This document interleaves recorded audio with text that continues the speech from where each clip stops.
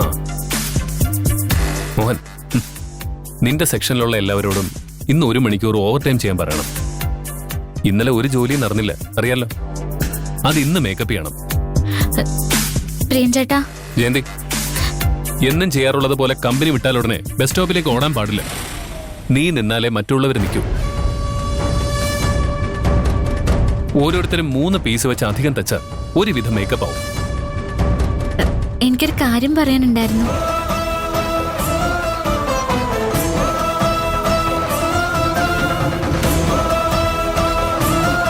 എന്നെ ഒന്ന് നോക്കുക പോലും ചെയ്യാതെ പോയി കളഞ്ഞു. പ്രൊഡക്ഷൻ എങ്ങനെ കൂട്ടുമെന്നുള്ള ആലോചനയില്ല, അതുകൊണ്ടായിരിക്കും.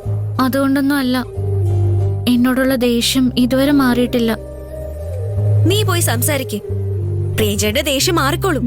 അതിന് സംസാരിക്കാൻ നിന്ന് തന്നിട്ട് വേണ്ടേ? നിനക്ക് പ്രിയനോട് സംസാരിക്കണമെന്നുണ്ടെങ്കിൽ അതിനുള്ള അവസരം നീ തന്നെ ഉണ്ടാക്കണം, എങ്ങനെയെങ്കിലും.